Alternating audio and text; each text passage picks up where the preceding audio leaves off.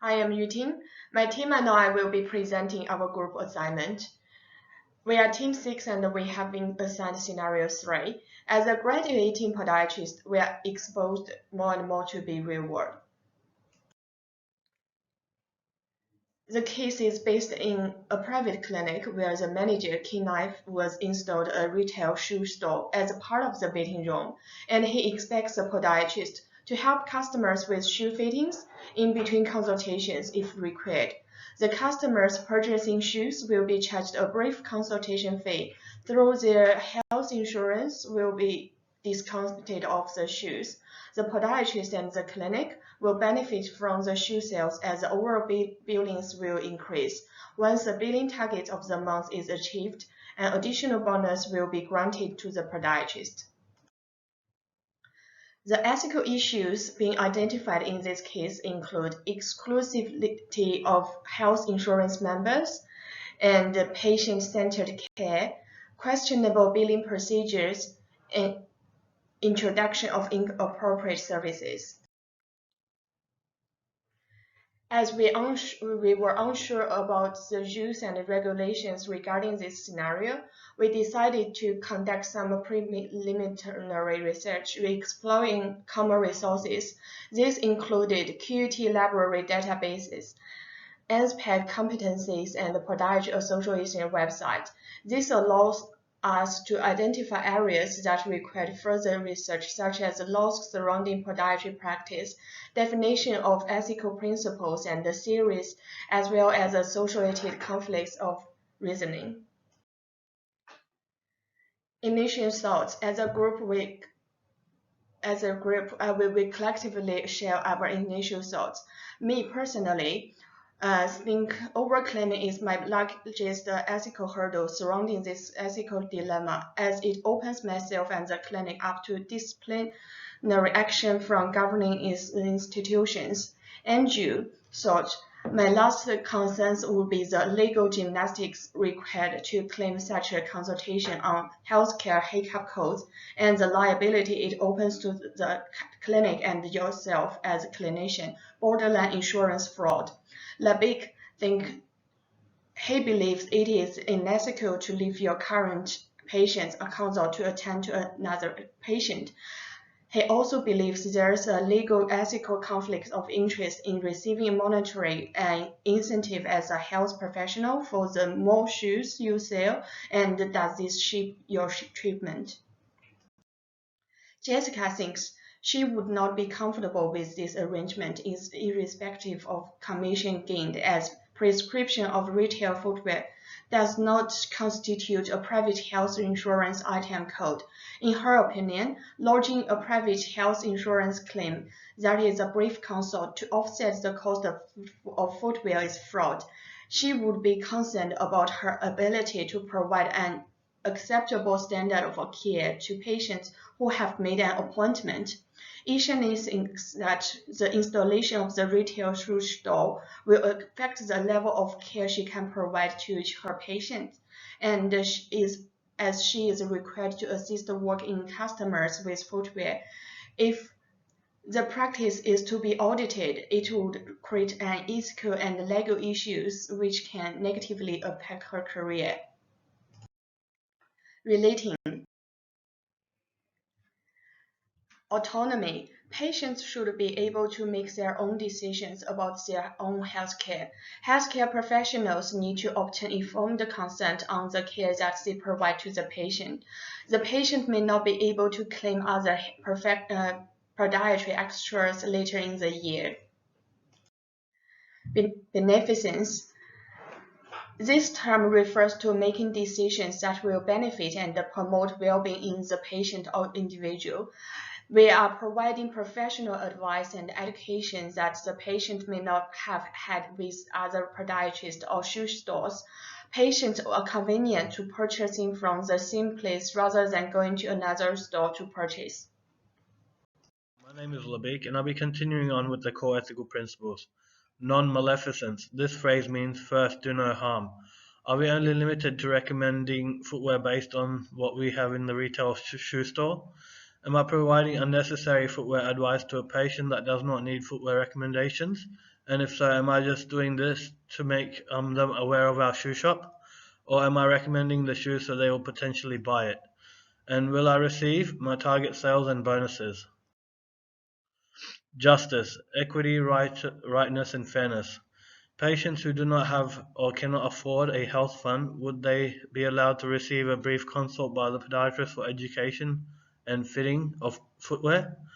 The patient will benefit from their purchase as they will receive deduction in payment from their health fund. I will receive a benefit from the shoes I recommend and sell. However, the health fund may not benefit from this. Are we all getting equal? This act provides the basis to the individual who is acquiring any type of treatment by a health service provider to file a complaint if they feel any conduct has been breached or a health practitioner's performance is not at an expected level. Podiatry Board Code of Conduct. The podiatrist should always be ethical. They should not take advantage of any situation of the patient for personal gain. In this scenario, the podiatrist is inclined to provide footwear education to many patients and use up some of their consultation time. Also, the podiatrist will have to leave the consult many times a day to provide advice on fitting shoes for other patients who are looking to purchase footwear. If this is the case, the podiatrist is in breach of Code 1.2, Code 2.2, and Code 5.2 in the Code of Conduct. It is identified that under the Code of Conduct, Section 3.5a and b, it will be difficult for advising the patient on how the fees may be deducted from their purchase. If we decide not to use any of the billing codes in the Podiatry Billing Guide 2016, then we have to advise the patient on the full cost of the shoes and how the shoes can benefit their treatment. APOD A Podiatry Billing Guide 2016. If the patient receives a brief consult for footwear education and recommendation, the billing code F010 can be utilized. However, this billing code may not allow to be used in deducting the recommended retail price of the footwear. Code F019 cannot be used to directly bill for the footwear. This code is used to assess fit of the footwear. It cannot be used for a gap payment for the footwear. Code F605 cannot be used as we are not selling type of custom footwear. The code F1618 cannot be used due to the fact that it does not state any retail footwear. Therefore, any retail footwear cannot be billed under this code. There is no code under the Podiatry Billing Guide 2016 that suggests retail footwear. If any codes are used to deduct any costs from the footwear, then the Podiatry Billing Guide is being breached. Competition and Consumer Act 2010. Therefore, if there is a retail store within the waiting room of the clinic, this will hinder the competition of other footwear stores, and it goes against the Competition and Consumer Act Volume 1, Part 1, Preliminary 4G. If the podiatrist prescribes footwear and the patient has the treatment plan, and the patient does not require new or prescribed footwear, this can be seen as unnecessarily prescribing footwear for the purpose of monetary gain. This will breach Competition and Consumer Act 2010, Chapter 2, Part 2-2, Unconscionable Conduct. If the podiatrist decides to charge the health fund for the footwear that the patient is purchasing under the Podiatry Billing Guide 2016, this will breach Volume 3, Chapter 3, Part 3-1, Division 1, 36 for wrongly accepting payment. Personal experiences. Jess and I report similar experiences. From my experience working at a podiatry clinic, any advice given regarding footwear is usually given during a consult, whether it be general or MSK. The patient is usually recommended a shoe type and a store. The patient then returns to a subsequent appointment with the shoes for assessment. Andrea and Ishani report similar experiences. From doing a placement in the private podiatry clinic, I have never seen the podiatrist claiming a shoe recommendation as a consultation. That is, separate to a consultation which the actual therapy has been applied. In consultation with clinic supervisors, their concern have aligned with my own surrounding the murky waters of claiming such an appointment on high caps. Uting. There was one time when the customer requested a replacement of an orthotic cover. At the time of his visit, he came to pick up the newly covered orthotics from the front desk without a booking. There was no true consult, but the podiatrist said he did see the customer in person, so he can create a claim from health insurance to cover the cost of the covers. Hi, my name is Andrew Styler, and I'll be taking over from Labit, going into the reasoning section of this presentation. When approaching such an ethical dilemma, it's helpful to approach the scenario from two different ethical perspectives, considering what each demands, the differences, and what they mean for you, the practitioner. Four of the main ethical perspectives universally acknowledged are deontology, utilitarianism, rights, and virtue theories.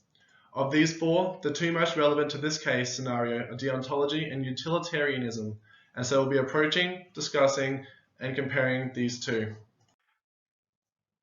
Deontology at its most fundamental, comprising of approaching an ethical dilemma with a legalistic mindset of duty, obligation, and abiding by the laws of the land, as per ANSPAC Competency 1.1, operates within the relevant legal and regulatory frameworks. So in this ethical dilemma, what does duty require of me? Duty requires me to provide best patient care in accordance with the Hippocratic Oath, built centrally around the core ethical principles of morality. It calls me to provide the patient in my clinical room the services they have paid to receive. It is my duty to see the treatment through, to be punctual, honest, and to make them the momentary priority. It demanded me to ensure that all persons presenting to the clinic in all capacities receive information, advice, and care required to best aid foot health, to do what is in the best interests of all. Lastly, it requires of me to protect my image as a practitioner, to enable me to continue treating and making a perceived difference in the lives of the clients and the business in the system I'm a part of. Secondly, what does the law require of me? Primarily, it requires me to uphold the conditions of my contract, should I choose to sign. As a podiatrist, it necessitates that I obey the clear guidelines for private healthcare insurance billings according to the regulatory bodies of both HICAPS and the APOD-A, and their associated frameworks. And lastly, for the patient's sake, it calls me to appease the terms of care for which the patient has chosen to present to my clinic for. According to the ethical theory of deontology, the law prevents this scenario from being ethically feasible, as the legal gymnastics required to claim such a consultation on private insurance would open up the clinician and the clinic itself to legal action and potential removal from the HICAPS health rebate program, or even risk suspension from providing podiatric services for breaching APOD-A regulations. However, this theory is not without its issues. Predominantly, as well as with all ethical discussion, there is a level of subjectivity as to what duty and obligation entail relevant to each scenario. Deontology creates internal conflict when subjective morality of duty requires you to act, however the law prevents you from doing so. Deontology demands consistency in vein of thinking, otherwise it becomes a very subjective utilitarian model of ethical consideration. The ethical theory of utilitarianism states that an act is permissible if it is in the best interests of the majority. It's about producing a positive outcome over a negative outcome, and it revolves around the associated consequences of these decisions. So in this ethical dilemma, a positive outcome is created for the clients that are purchasing footwear as they are receiving it as it is subsidized cost due to the billing procedure that is in place at the practice. A positive outcome is also created for the clinic owner as these sales are increasing their overall income. However, what is the measure of this positive outcome for the majority? It is the monetary gain of the clinic and practitioner, the monetary gain of the client and efficiency of the initiated consultation. There is also a subsequent adverse outcome in which the podiatrist's self-preservation and honesty are affected, whilst billing the clients as the procedure doesn't obey the regulations set in place by APOD-A and HICAPS. The dilemma of the podiatrist is leaving a client to attend to another also raises questions regarding the consequence of this action. So from a utilitarian perspective, the scenario in question is permissible as only the perceived injustice is to the client, as they may have to wait a brief period of time in the consultation suite for that treatment to be completed. Besides that, the client purchasing the footwear receives it at a discounted price. The footwear will be tailored to their needs, the clinic earns more revenue, and the practitioner makes high billings for the month. Much like the theory of deontology, utilitarianism has many disadvantages as it is a subjective theory which does not encompass any moral guidelines. There are many limitations in our ability to predict the future, and although the initial decision may have had a positive impact, we can't be certain that the decisions will be accurate. Who are we to preempt what moral significance each of the interested parties should have? With this theory, we risk denying a person, the podiatrist in this case, their rights to justice, beneficence, and non-maleficence, if it's in the best interest of the majority. I'm Ashani, and I'll just be continuing on from Andrew. So by this point, we've already discussed the ethical principles relevant to this case scenario. However, these principles are not always in alignment with each other, specific to ethical scenarios, and often favoritism of one over the other is inevitable to some degree. In this scenario, a clear and notable conflict has arisen between core principles of non-maleficence and beneficence. The principles of doing what's right and good and to do no harm are often synonymous. However, discrepancies often arise as this ethical dilemma. Considering this current scenario, we must ask the following questions. Does it harm the patient if you leave the consultation room to care for another customer? Does it harm the relationship you have if they believe you're favoring another client over them? Then by questions of beneficence, is it right and good to help the person looking for the right pair of footwear for their specific needs? Very rarely in this world is it ever black and white, and sometimes even often to do what's right and good. Sometimes it requires minor harm to be done. Example, toenail surgery. According to deontology, what's right and good is to only bill according to what is allowed, related to the governing frameworks, whilst non-maleficence might demand ensuring the footwear the customer is choosing will not cause harm to them. For example, if we're prescribing dual density midsoles to patients with cavus feet and or a history of lateral ankle sprains, in this scenario, to do what's right and good for one patient may require some level of harm to the other patient or client, whether relationally, professionally, medically, or psychologically, even if they suspect favoritism. To initiate such a protocol for the clinic would generate greater revenue for the clinic, which may allow for greater good to result. However, at the expense of risk of harm from legal action from HICAPS and APOD A, what's good and debatably right for the clinic may cause it harm. In regards to the scenario, there is also a clear conflict between the ethical principles of justice and beneficence. Justice is the equity and equal distribution of benefits and burdens, and beneficence relates to doing what benefits everyone.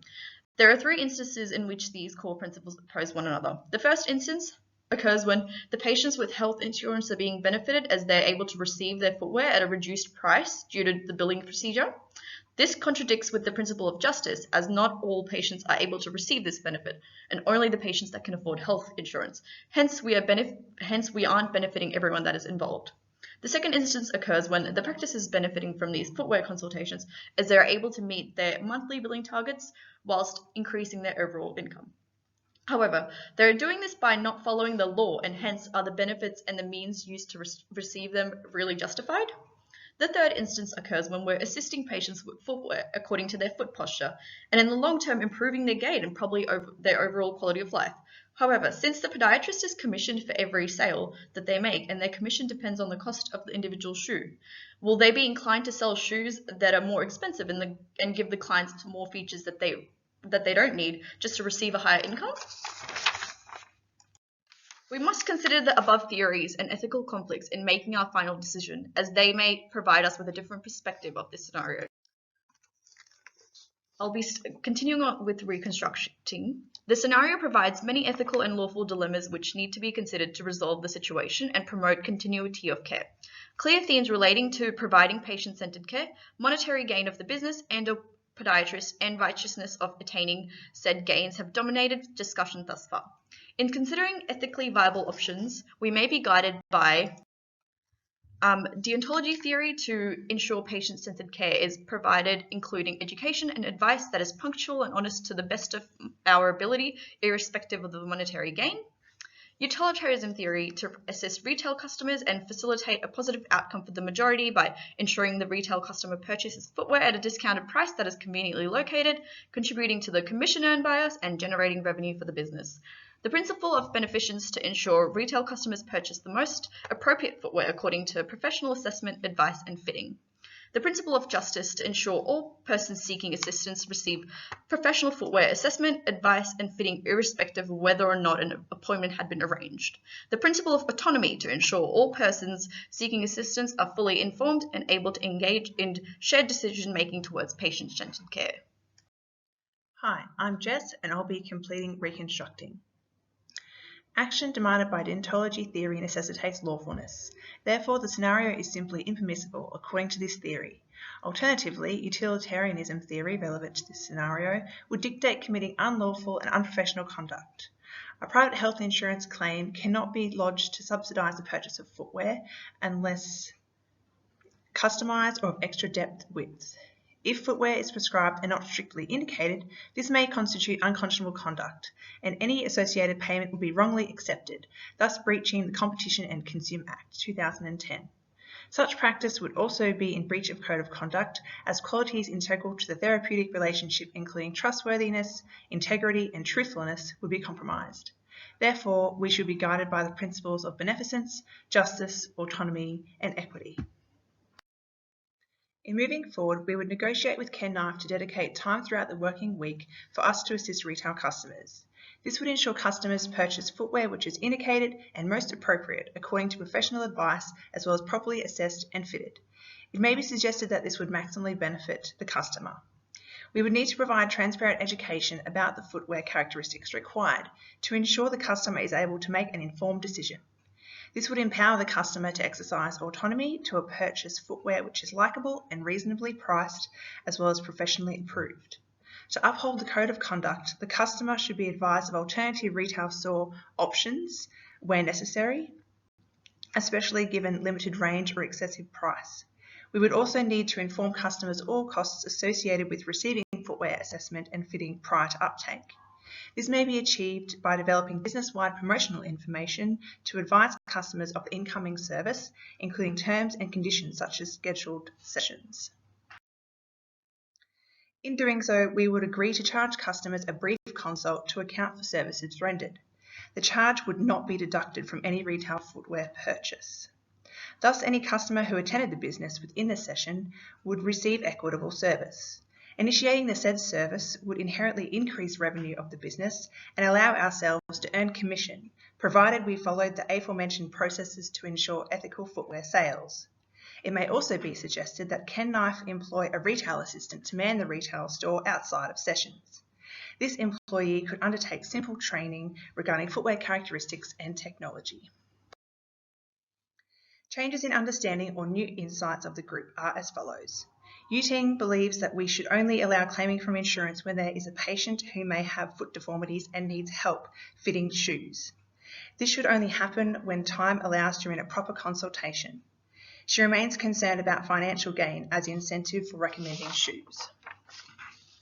Lebeek understands that from a business perspective, this move seems great, as the owner, Ken Knife, and himself would benefit from this. Ken will expand the clinic and have more convenient place to refer the patients. However, considering the ethical principles, this affects him by adding unnecessary duties and complicating decision-making. Ashani's understanding regarding this scenario from the podiatrist's perspective remains the same, as there is quite clearly a legal boundary that is being crossed by the owner whilst billing customers. After researching the associated laws and ethics surrounding this scenario, Ashani believes it is not in her best interest to leave the consultations to serve walk-in customers. Andrew states that his understanding has not changed. The surety of his stance has grown by further investigating ethical frameworks and legal regulations. Ultimately, he thinks it is not viable for him to be constantly leaving the treating room to serve clients, and the inability to legally claim on private health insurance leaves him in an unfair position. My initial thoughts and feelings have not changed. I am now more informed about key laws and industry policies which I can refer to in the future. I appreciate Ken Knife's want to augment the competitiveness, appeal, and profitability of his business. I also appreciate that ethical conduct may be subjective and relative. However, being expected to assist retail customers at the expense of patient caseload and endorse lodging a private health insurance claim to offset the cost of retail footwear remains indefensible. Upon graduation, we will need to remain informed and up to date regarding private health insurance item codes, what these services entail, and any changes. This scenario highlights the need to be vigilant when developing value-adding strategies to ensure suggestions are innovative as well as ethically and lawfully viable. It will be important for us to remember that professionalism is the responsibility of the individual. One will ultimately be held accountable for any wrongdoing, irrespective of job description and employment package.